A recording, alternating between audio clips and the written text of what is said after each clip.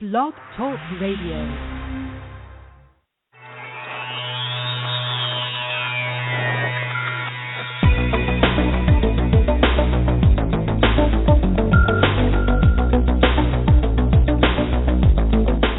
Across the country and around the world, streaming live on the internet, it's Real Estate Coaching Radio, bringing you the latest news, interviews, and secrets of the top producers. Hosted by award-winning real estate coaches, Tim and Julie Harris. Welcome back to Real Estate Coaching Radio, and hey, happy Cinco de Mayo for all of you who celebrate today. And guys, listen, we are really looking forward to today's radio show. This topic today is in response to a lot of the free coaching calls that we've been doing lately. A lot of you guys are confused about what we're going to be discussing today, and I think it's causing some of you to freeze up when you could be taking action and becoming listing agents. And the topic of today's call is really how to know and how to drill down on the motivation of your sellers. Now, a lot of you are confused about that, and we're going to give you a very simple formula so you can, frankly, avoid the sellers that are going to waste your time. And as always, of course, guys, this is your only source for unfiltered, full-strength honesty about what is truly working to get you into action and make you money in this new real estate boom. And it's funny, we say that, and I know it raises eyebrows because a lot of people are saying, well, Tim, there's still a lot of distressed real estate in my market, or, things are this or things are that. Yes, of course, guys, I know there's lots of consternation in the market. That's to be expected. We're at the very beginning stages of what's going to be a real estate boom. So imagine if you were, let's say back in 2000, 2001, and you knew for sure that the market that was coming was going to be that real estate boom that unfortunately ended in a bust when the bubble burst. Well, so what would you have done differently then? That's a question I always like to ask all of you because it sets the stage for you to opening your minds and actually doing some learning and benefiting from our radio show today, and obviously from free coaching calls for those of you who are bold enough to go to freecoachingcallsforagents.com and request a coaching call. So, Julie, I know you've been on coaching calls today. Mm-hmm. It's Monday, of course. It's Cinco de Mayo. Can you share with some of the listeners some of the topics that folks have been really drilling down on your free coaching calls or your normal paid clients? Yeah, you got it. And I would say that on both free coaching calls as well as my private coaching calls with our one-on-one students, it's been an interesting theme, which is anything from over pre-qualifying. In other words, sometimes I sense that agents are looking for reasons not to work with someone, so much so that they make stories up in their head before getting the facts. Okay, so that's sort of one flavor of this. The second flavor, still related to the idea of pre-qualifying, is, a lot of sellers being excited about the market are maybe mentally overvaluing their house and putting a higher price.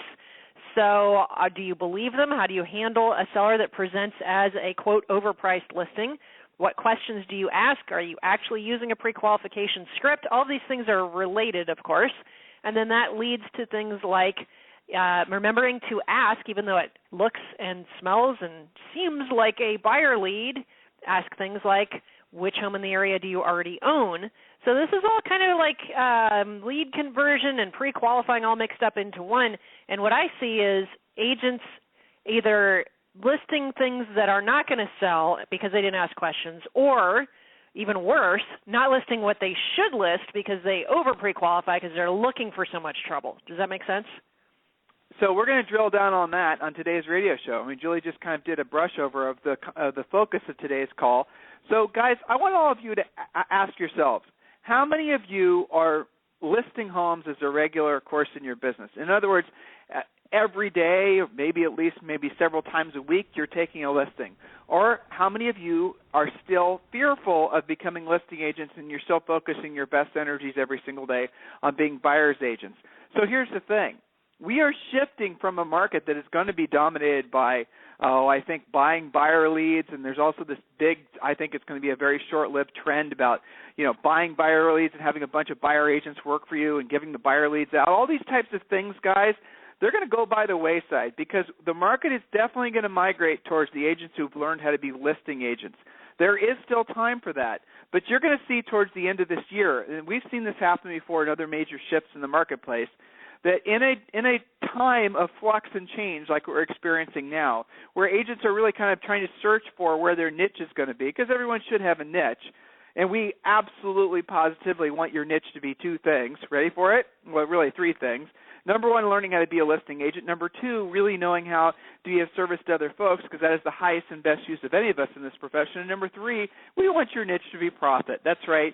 Run your business with profit as the first primary line item when you're deciding where to spend your money. So those three concepts really drive a lot of the decision-making that hopefully a lot of you are going to be using as you move your businesses forward. What's going to happen towards the end of this year is you're going to see more listings come for sale, more expireds, more for sale by owners, more new construction, more everything, basically. The inventory will increase everywhere, provided you've learned how to be a listing agent. Right. See, that's really what the point of any successful real estate practitioner's business should be, to be a listing agent. So we're going to take a short break, and of course I'm going to take the opportunity to make myself some of my daily radio show green tea. And when we come back, Julie and I are going to give you a very simple formula, very simple rules that you need to memorize, maybe even tattoo on your brain, so you know you're making sure you're focusing on what are the best opportunities for you moving forward with learning how to be a listing agent. So a quick break, and when we come back, of course, we're going to be focusing on, frankly, how to determine if a seller has to sell or wants to sell. So take notes, and we'll be right back.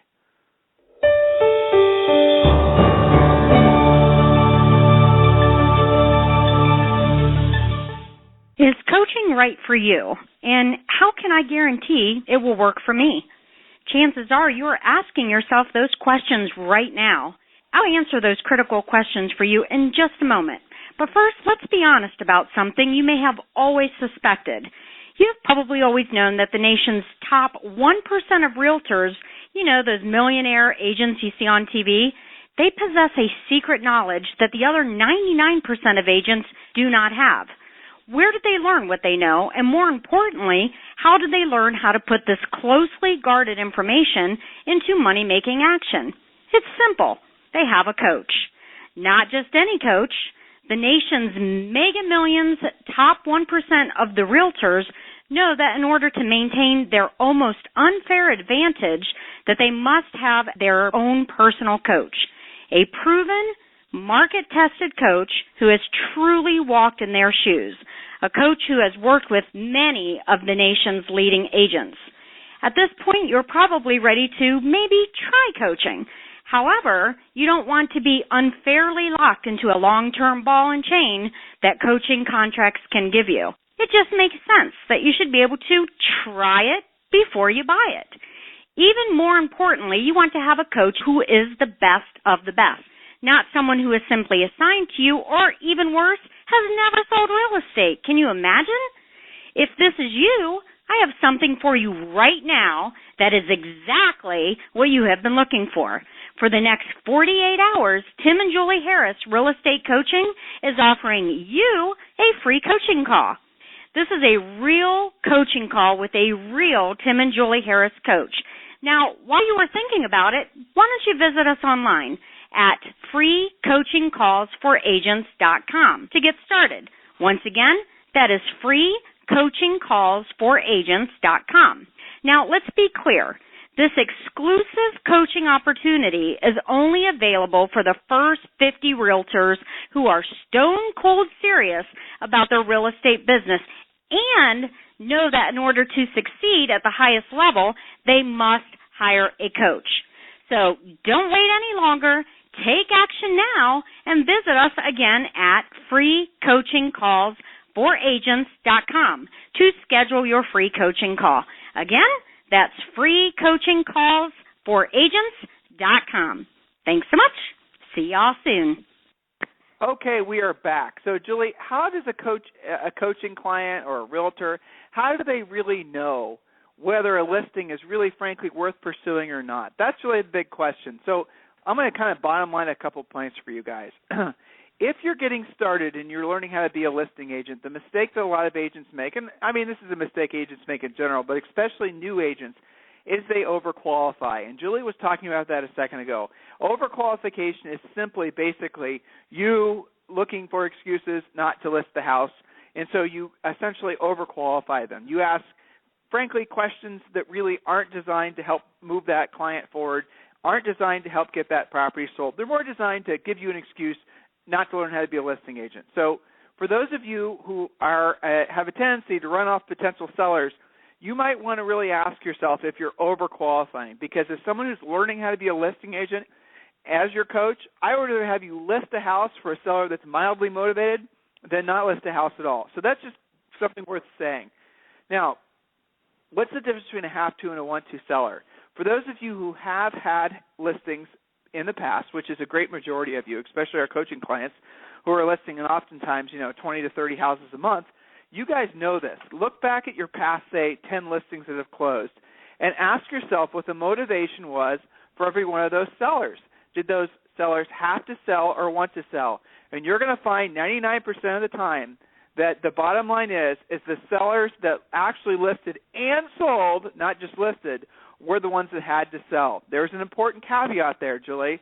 Listed and sold is different than listed, right? Very Help them different. Understand that. And I would even add, Tim, that not just listed and sold, but also were generally a pleasure to work with, were coachable.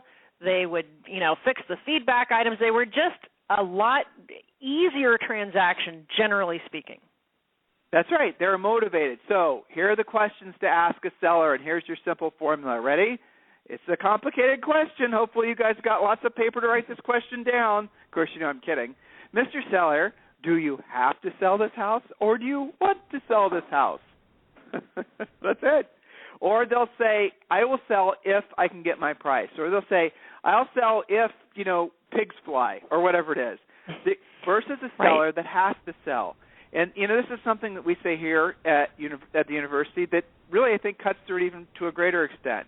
If the decision to sell the house is no longer in the hands of the seller, their situation is dictating that they sell the property, then that is a fantastic listing. So, Julie, what would be some examples of some have-to-sell sellers, not some want-to-sell? I would say, to your point, if it's no longer up to them, that's one of your major criteria. It's not in their hands anymore. So, for example, relocation.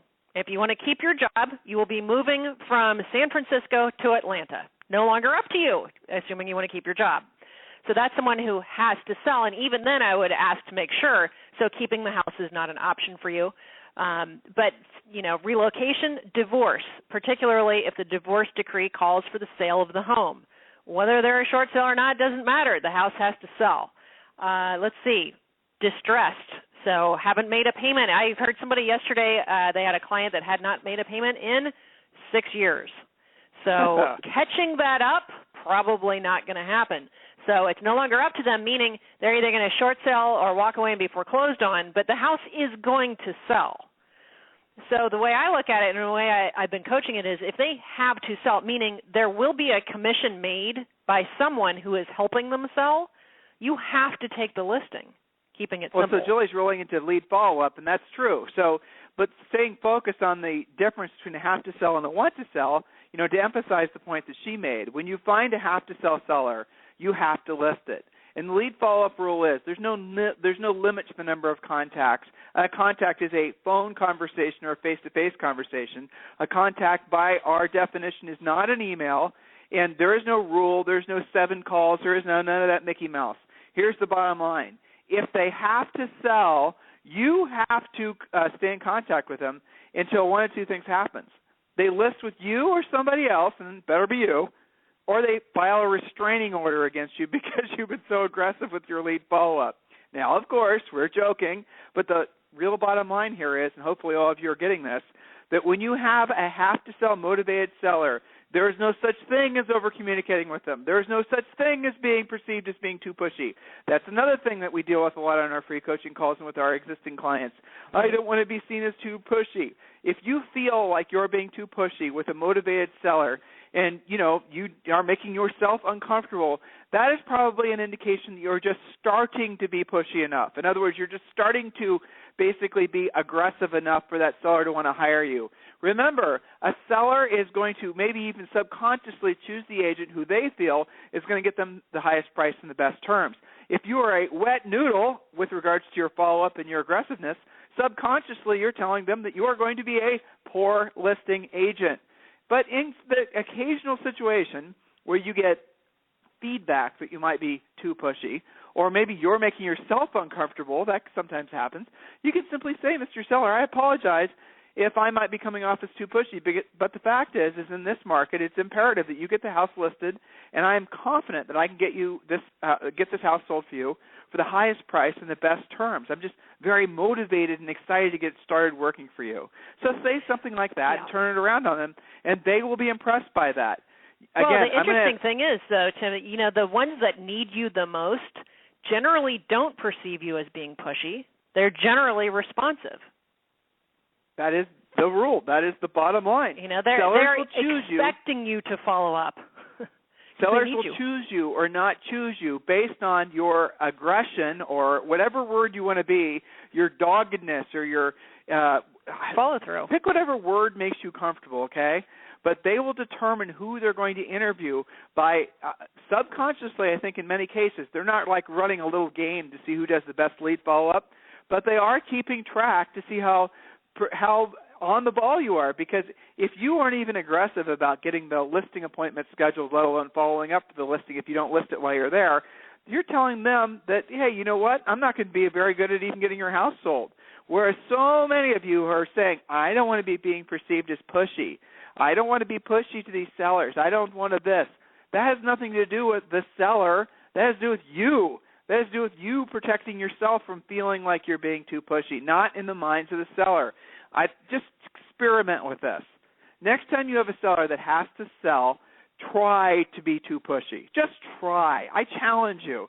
I challenge you to be so aggressive trying to get that listing that the seller actually says, I'm not going to list with you because you are too pushy. You know why I know I'll win? Because that has never happened in the history of most realtors' careers. Just never happens. You're just starting to do your job when you are feeling that internal feeling that I'm being too aggressive. That is called doing your job. That is called doing what the seller expects you to do. Now, have to sell versus want to sell. There are some, I would call them want to sells that are probably marginally motivated enough to fall into the category of the want to sells, and those are going to be people like the move ups or the move downs. Now, the move downs are always going to be harder than the move ups because the move downs are going to be less excited than the move ups. As simple as that. It's all about emotion. They're giving something up instead of gaining something in most cases. That's right. They're giving up space or neighborhood or amenities. So I would agree with that. That's not to say that it won't ever sell, but yeah, if you could choose, you want to go move up. And now the next huge market shifting wave that we're all going to be experiencing, at least in most of the country, is going to be the huge amount of new construction. That is going to create, in many cases, a move-up market and a lot of first-time buyers, depending on where you are in the country. So there are going to be a lot of sellers that are going to be selling out of their used homes and going to be purchasing new homes. Now, those sellers are, by definition, not a have to until they're facing down the double payment of having to move, having to make payments on the new houses and the old one, things of that nature.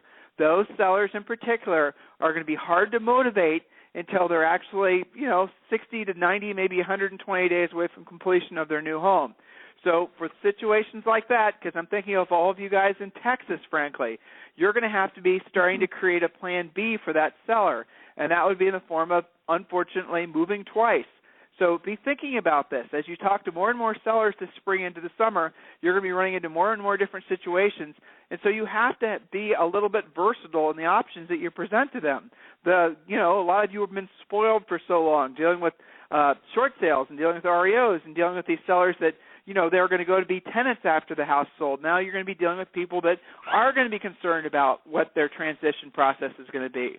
Now, another suggestion for all of you, especially those of you that we coach in Manhattan and those of you we coach in L.A. and those of you we coach in Seattle, we are dealing with multi-million-dollar properties. You're going to run into sellers that want to move up and don't have to sell because they have the financial wherewithal to easily accomplish both purchases without having to sell anything. They will tell you that they're considering leasing. Now, obviously, leasing is not as financially beneficial to you as selling it would be, but don't make the mistake of telling them not to lease it, because then you're just self-serving, and they're going to know it. They're going to know you're looking out for your best interest, not theirs. So when you run into a seller who has an expensive home, whatever that is by definition in your market, and they say, I want to lease it, you simply say, Mr. Seller, leasing might be the best thing for you. You know, the fact is there are a lot of tenants, a lot of renters out there. They're looking for great houses like yours. But let's do this. Say it might be looking for great homes like yours, so let's do this. Let's put your house for lease at the same time we have it for sale. Whichever way it goes first is the way, it goes. And in most cases, what you're going to find, assuming you price the property correctly, is that you will get enough buyer activity that sellers will be encouraged to focus on getting the house sold opposed to getting it leased. But if they decide to lease the property, if that's the way it goes first, you manage it, not a big deal. You're dealing with a high-end tenant on a high-end property. If you want to learn more about property management, obviously, request a free coaching call. Free coaching calls freeagents.com. You manage it, and usually after a year or so, you'll find that most of those high-end, reluctant landlords, if you want to call them that, will be indeed ready to list their homes. So you need to be marketing to the world, depending on your market, that you're Bill and Betty Smith real estate and management, not just real estate, letting them know that they have the option of also leasing the property with you. When you're dealing with some of these for sale by owners, when you're dealing with some of these expireds that are telling you that they might just lease it opposed to selling it, you have to be able to say, no problem, I can handle that into the business as well. So, Julie, when you're trying to get this message about the have-to versus the want-to into the heads of especially some of our newer coaching clients, and a lot of you are getting back in the real estate industry, which is exciting, what are the challenges that they have with this concept? Why is it that some agents struggle with this, what I think is a very basic concept?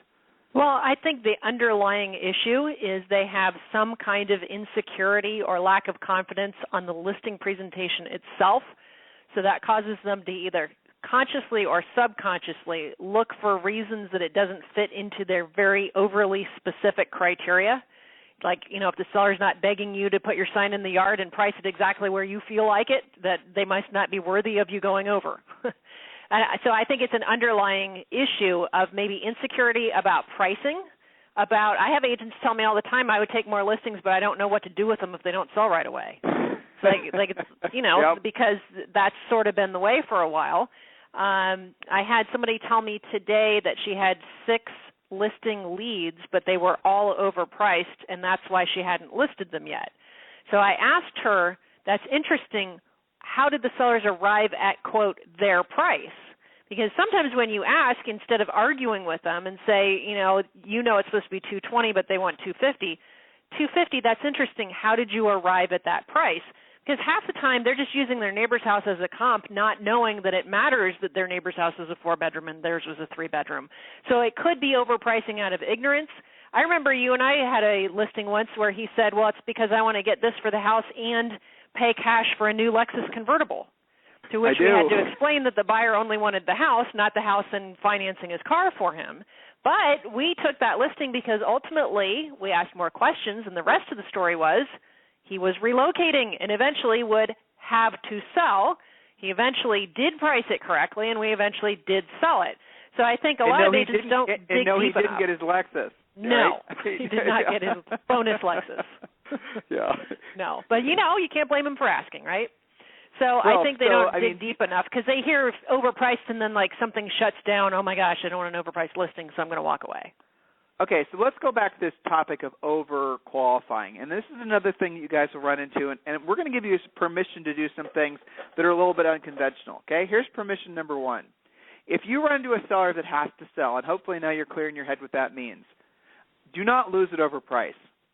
Okay? I mean, Julie was just giving you an example of overpricing and what to do with an overpriced listing, but we're also here to tell you that when you get a seller that has to sell and they're being a little bit, their eyes are bigger than, their hopes and dreams, and their Lexus desires are, I think, a little bit more greedy maybe is the word, then really the market will pay. We'll call them hopeful. Take the listing. Yes. Take the listing. But you said the key thing, though. If they have to sell, take the listing. Right. If they have pie in the sky price but they don't have to, then you can walk away. But if they have to sell, you have to take the listing. If you list a seller that wants to sell overpriced, they'll never give you a price change. Or if they do, it'll be a meaningless price change that will result in you having wasted a bunch of time and money. If you list a have-to-sell seller who is overpriced, and basically if you don't list it at the seller's price, you don't take the listing. List it at the seller's price, take the listing, but then disclose to the seller. And you can use a script like this, and we obviously have dozens and dozens of scripts that you can use. Also, request a free coaching call to learn more about those. But the script works basically, Mr. Seller, listen, I definitely appreciate the fact that you think your house is worth $1.3 million, even though the market might be telling us it's worth closer to $1 million. It's a fantastic house. And you're right, your view and your finishes really are above average, no doubt. And in this marketplace, Mr. Seller, I don't think it makes any sense for us to do anything other than going for the higher price. But let's be in agreement that after 2 weeks or 10 showings, whichever comes first, if we don't have a written offer from a real buyer, then we have to reposition the house in the market to more correctly reflect the buyer's expectations. So, Mr. Seller, let's go ahead and get the house listed now, and then after 2 weeks or 10 showings, if we don't have a real written offer, then we will reposition so we can be in alignment with what the buyers are willing to pay. Make sense? Perfect. Sign here. That's it. The point is I don't want you guys going out there and overpricing and then under-delivering on listings if the seller is pressing you on price, because usually another agent told them a higher number, right? That's how the scenario typically happens. Another agent told them a higher number, but they had to sell. You don't lose it over price. Don't walk away from a listing or lose a listing because the seller wouldn't list it at your price. That's just stupid.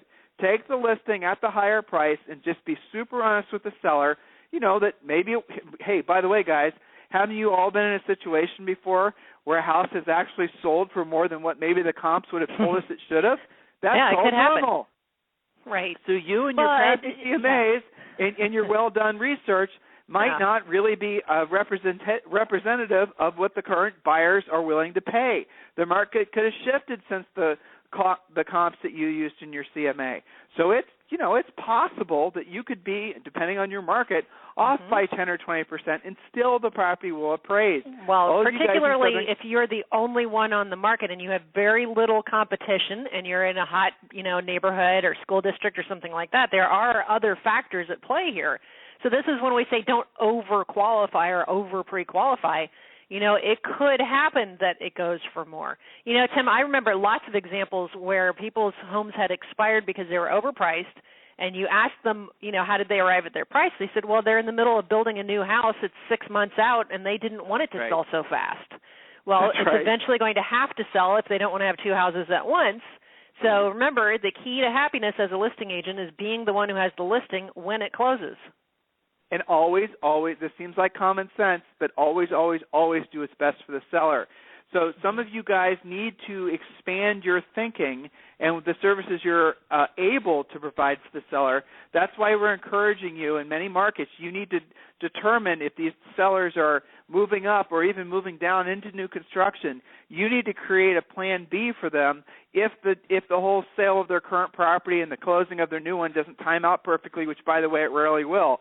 You need to figure out a way. Maybe you can get some flexibility on the buy-in. Maybe the builder will give them some breathing room. Probably not if their house doesn't sell on time. You guys got to be thinking out of the box so that you can be part of this real estate recovery. You can be part of this real estate boom. Don't just be so rigid in how you go about offering your services. Do what's best for the sellers.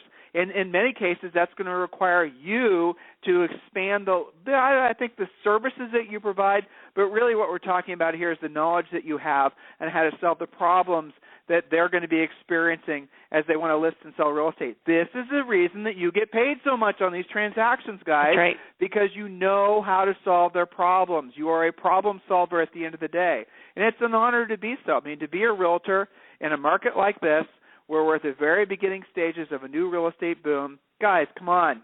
This is the very definition of being in the right place at the right time. So embrace it. Make the most of it.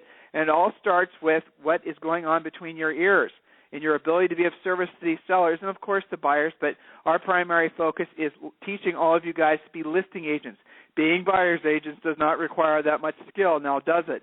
Becoming a listing agent is where the power and control of the marketplace is where you can make the biggest difference. So on behalf of Julie and myself, thank you for listening today. And remember, tune in tomorrow. By the way, did you guys listen to the Steve Brown interview we did last week, the president of the National Association of Realtors?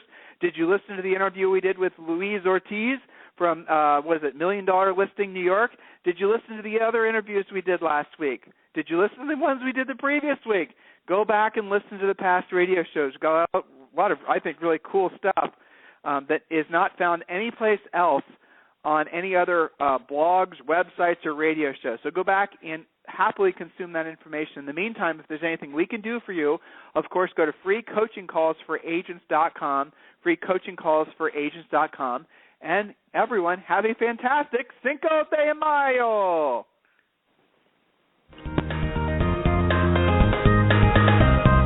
This program has been a presentation by Tim and Julie Harris, Real Estate Coaching. For more information on our real estate coaching and training programs, visit our website at timandjulieharris.com. Remember to tune in weekdays at noon for upcoming shows, and until next time, thank you for listening to Real Estate Coaching Radio with Tim and Julie Harris.